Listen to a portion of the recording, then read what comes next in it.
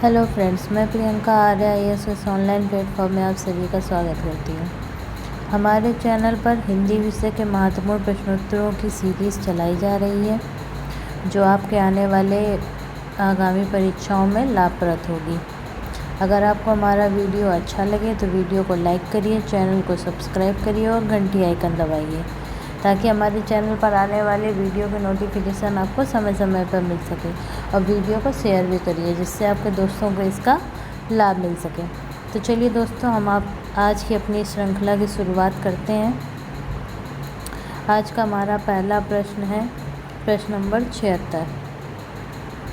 समानार्थी शब्द का चयन कीजिए। नियति, तो यहाँ पे हमें क्या करना है? नियति का समानार्थी यानी पर्यायवाची बताना है। हमारे ऑप्शन है ऑप्शन ए चरित्र, ऑप्शन बी स्वभाव, ऑप्शन सी कर्म, ऑप्शन डी भाग्य। दोस्तों, नियति का मतलब होता है भाग्य, यानी हमारे साथ जो भी भविष्य में या हमारी किस्मत में हो वही हमारी नियति होती है। तो यहाँ पे हमारा कौन सा ऑप्शन सही है? ऑप्शन डी भाग्य। तो अपने अगले प्रश्न की तरफ बढ़ते हैं। हमारा अगला प्रश्न है प्रश्न नंबर 77। अलंकेश पर्यायवाची शब्द है। ए बादल का, बी कल्पवृक्ष का, सी कुबेर का, डी चपला का। तो अलंकेश, अलंकेश किससे बना है? अलंकार मतलब अलंकृत होना। तो अलंकृत किस चीज़ से होते हैं? किस चीज़ से हम सजते संवरते? अलंकृत मीन्स होता है सजना। किस चीज़ से सजते हैं? गहनों से। और गहना यानी संपदा, धन संपत्ति का देवता कौन होता है? कुबेर। यानी अलंकेश किसका पर्यायवाची हुआ? कुबेर का। यानी हमारा ऑप्शन सी सही है। चलिए अब अपने अगले प्रश्न की तरफ बढ़ते हैं। हमारा अगला प्रश्न है प्रश्न नंबर 78। कौन सा शब्द बादल का पर्यायवाची नहीं है? ए जलद, बी नीरद, सी वारिधि, डी मेघ। तो बताइए दोस्तों, बादल का पर्यायवाची कौन सा नहीं है? हमने आपको एक दिन बताया था, अगर जल के पर्यायवाची में दा जोड़ दिया जाए तो किसका पर्यायवाची हो जाता है? बादल के पर्यायवाची हो जाते हैं। जैसे जल है, जल में दा जोड़ा तो हो गया जलद, ये बादल का पर्यायवाची होता है। जल का और क्या पर्यायवाची होता है? नीर, इसमें दा जोड़ दें तो क्या हो जाएगा? नीरद, ये भी बादल का पर्यायवाची होता है। तो ये तो आपको पता ही है। ऑप्शन नंबर डी में जो दिया है मेघ, ये भी बादल का पर्यायवाची होता है। यानी अगर हमें बादल का पर्यायवाची याद करना है तो हमें क्या करना है? जल के पर्यायवाची में दा को जोड़ना है, तो हमारे बादल के पर्यायवाची बन जाते हैं। तो हमारे यहाँ पे कौन सा ऑप्शन है जो बादल का पर्यायवाची नहीं है? ऑप्शन सी वारिधि, ये बादल के पर्यायवाची नहीं है। अब आप कहेंगे तो जल का पर्यायवाची तो वारी भी होता है, तो वारिधि क्यों नहीं है? क्योंकि जो वारी होता है, अगर इसमें हम धी लगा देते हैं तो ये किसके पर्यायवाची बन जाते हैं? समुद्र के। यानी जल के पर्यायवाची में अगर हम धी लगाएंगे तो किसके पर्यायवाची बनेंगे? समुद्र के। जैसे जलाधि, नीरधि, अम्बुध, ये सब किसके पर्यायवाची बन जाएंगे? ये सब सागर के पर्यायवाची बन जाएंगे। तो यहाँ पे हमारा बादल का पर्यायवाची कौन सा नहीं है? ऑप्शन सी वारिधि। अब हम अपने अगले प्रश्न की तरफ बढ़ते हैं। हमारा अगला प्रश्न है, असुर का पर्यायवाची शब्द नहीं है। ए दानुज, बी दानव, सी दैत्य, डी यक्ष। तो आपको तो पता है धनुज भी असुर का पर्यायवाची शब्द है, बी दानव भी असुर का पर्यायवाची शब्द है, और सी दैत्य भी असुर का पर्यायवाची शब्द है। यानी ये तीनों किसके पर्यायवाची शब्द है? असुर यानी राक्षस के पर्यायवाची शब्द है।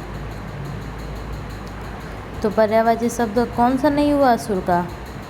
यक्ष जो है वो असुर का पर्यायवाची शब्द नहीं हुआ, क्योंकि यक्ष जो है वो देवताओं का पर्यायवाची शब्द होता है। किसका? देवता का। चलिए अब अपने अगले प्रश्न की तरफ बढ़ते हैं। हमारा अगला प्रश्न है प्रश्न नंबर 80। आम का पर्यायवाची शब्द नहीं है। ए अमृत फल, बी आम्र, सी रसाल, डी पिक।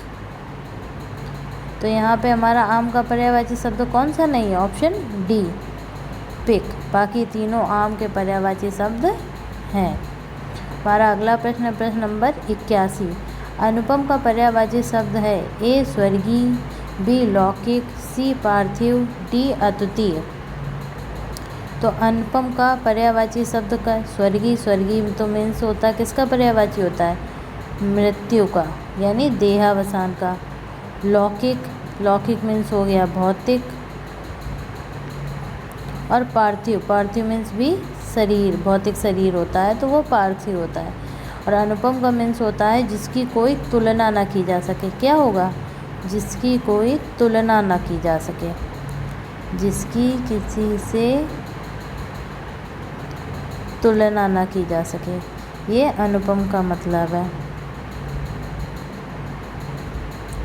तो अद्वितीय, अद्वितीय का मतलब भी यही होता है जिसकी किसी से तुलना ना हो, जो विलक्षण हो। हमारे यहाँ पे ऑप्शन डी सही है। अब अपने अगले प्रश्न की तरफ बढ़ते हैं। हमारा अगला प्रश्न प्रश्न नंबर 82। हनुमान का पर्यायवाची शब्द नहीं है। ए पवनसुत, बी अंजलि पुत्र, सी मारुति, डी विनायक।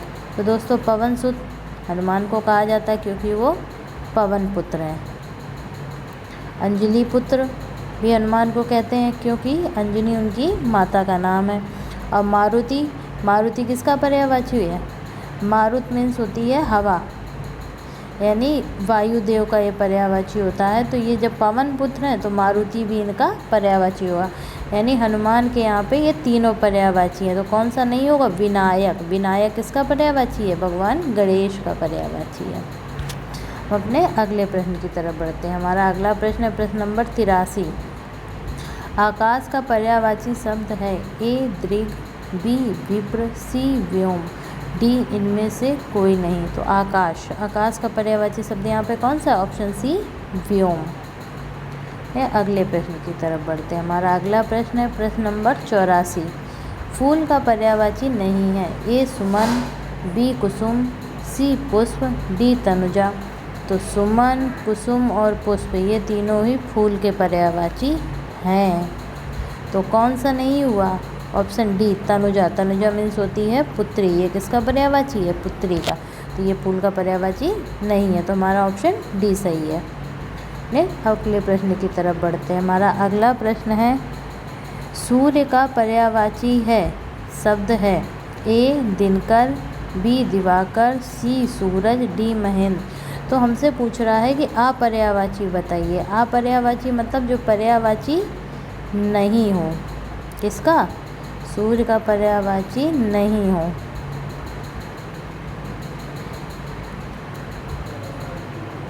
तो हमारा यहाँ पे कौन सा ऑप्शन सही है? सूर्य का पर्यायवाची कौन सा नहीं है?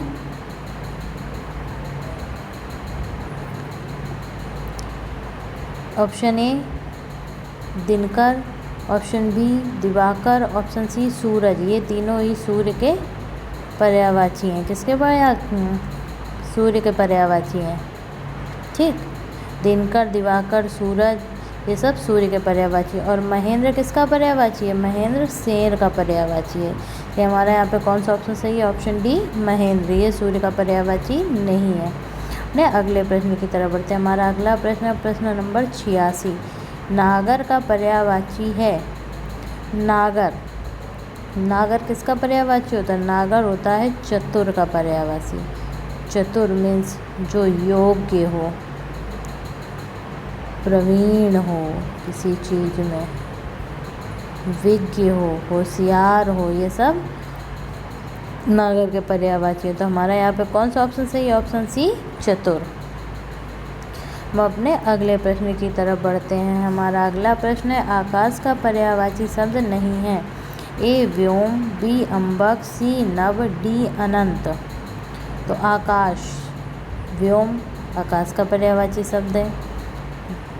ऑप्शन बी में दिया है अम्बक, ये आकाश का पर्यायवाची शब्द नहीं है क्योंकि सही शब्द होता है अंबर, ये आकाश का पर्यायवाची होता है। नभ आकाश का पर्यायवाची है। अनंत की कोई सीमा ना हो, ये भी आकाश का पर्यायवाची। तो हमारे यहाँ पे कौन सा पर्याय ऑप्शन सही है? अम्बक। अम्बक जो है वो आकाश का पर्यायवाची शब्द नहीं है। ने अगले ऑप्शन की तरफ बढ़ते हैं। हमारा अगला ऑप्शन है प्रश्न नंबर 88। अंधकार का पर्यायवाची शब्द है ए पंख, बी आतंक, सी तिमिर, डी घन। अंधकार, अंधकार मीन्स अंधेरा, और अंधेरे का क्या होता है पर्यायवाची? अंधेरे का पर्यायवाची होता है तिमिर। तिमिर ही अंधेरे का पर्यायवाची होता है। अब अपने अगले प्रश्न की तरफ बढ़ते हैं। हमारा अगला प्रश्न, प्रश्न नंबर 89। निधन का पर्यायवाची है ए दीर्घावसान, बी देहावसान, सी देहांतर, डी आमरण। तो दोस्तों तो हमारा यहाँ पे कौन सा ऑप्शन सही होगा? निधन का मीन्स होता है देहावसान यानी मृत्यु हो जाना। और क्या हो सकता है? पंचत्व, स्वर्गवास। ये सब किसके पर्यायवाची होते हैं? निधन के। अपने आज के अंतिम प्रश्न की तरफ बढ़ते हैं। हमारा अंतिम प्रश्न है 90 नंबर का। निम्न में से कौन सा विकल्प किरण का पर्यायवाची नहीं है? ए अंशु, बी प्रकाश, सी रश्मि, डी मयूख। किरण का पर्यायवाची नहीं है। कौन सा नहीं है यहाँ पे? प्रकाश, क्योंकि किरण जो है वो प्रकाश का ही एक अंश होती है। बाकी अंशु, रश्मि और मयूख ये तीनों किरण के पर्यायवाची हैं। तो दोस्तों आज का हमारा वीडियो यहीं पे समाप्त होते हैं। मिलते हैं अपने अगले वीडियो में। तब तक आप अपना ख्याल रखिए। नमस्कार।